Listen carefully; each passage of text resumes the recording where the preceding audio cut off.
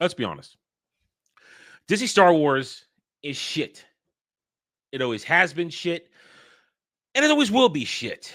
But it's especially shit because Jar Jar Abrams, Roundhead Johnson, and everybody else involved in it, they start telling these stories and they leave massive holes in the stories because nobody's writing a cohesive narrative. They just do whatever the fuck they want.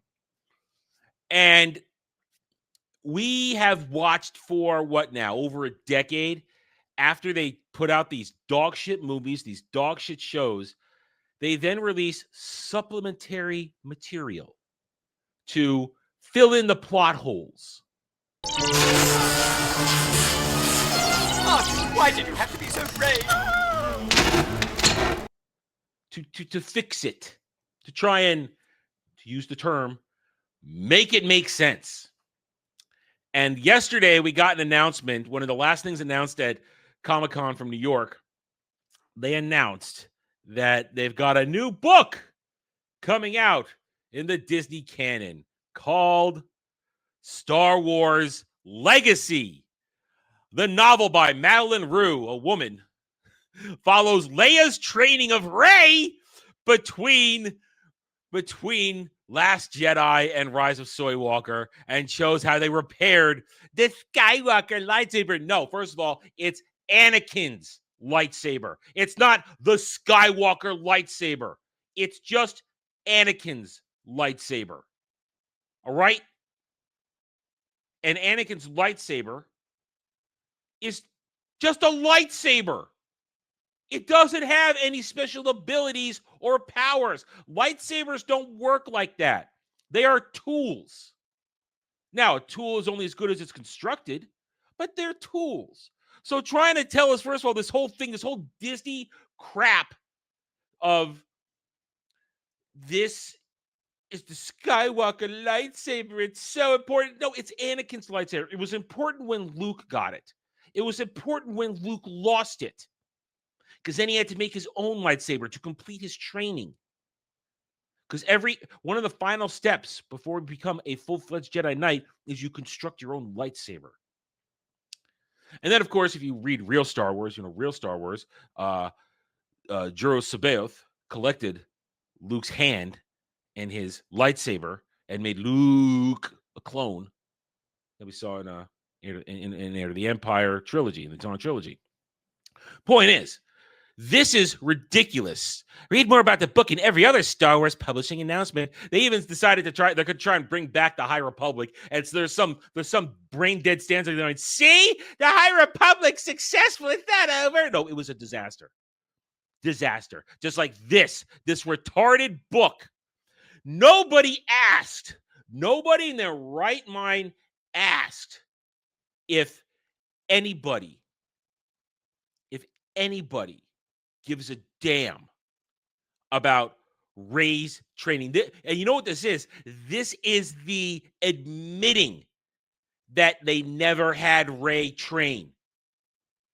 This is the admitting that Rey Palpatine never got any actual training in the movies, and they've had to write this dumbass book to fill it in. But it doesn't stop there. There's always the fake fans in the stands, the collaborators, the ones who want to try and pretend they love real Star Wars. They're going to try and convince you it's okay. This dumb fucking son of a bitch right there. Here, I hate this guy. I despise him.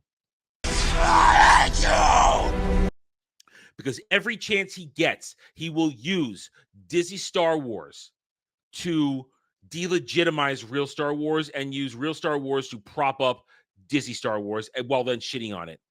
I really get the credit to them that canon's non-THR novels too frequently focus on filling in gaps rather than telling original stories. It's a very valid criticism, and it makes the books a little less interesting. But then I remember Shadows of the Empire, and that's amazing. So, all right, first of all, you know what? Hang on. Let me get a prop. Let me get a goddamn prop. My first edition copy of Shadows of the Empire that I bought when it was released in, and I want to get the date right because I do fudge these dates sometimes, This first edition released in May of 1996. Real Star Wars month. Wow, they released a real Star Wars book in real Star Wars month. So right here, Shadows of the Empire. This is a retarded comparison because this was not created to fill in the gaps. This was created as a marketing campaign to promote video games and toys and other stuff. And it just happens to be a good book as well. But it's also an interesting thing because it's one of the rare times in the original trilogy where we are inside Darth Vader's perspective. We see events through his eyes.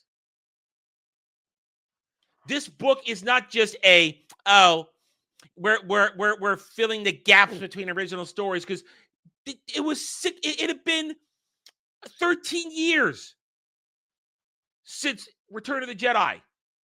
And other EU books were already out at this time. And then, you know what? Let's tell this. Let's tell this story. Let's introduce, let's expand things, because this isn't just filling the gaps. It was, as we call it, expanding the universe. We got introduced to Prince Shizor. We got a story without Han Solo, everybody trying to save Han from Boba Fett before he gets into Jabba's palace. We have a story about Luke figuring things out, completing his training. It's not just filling the gaps.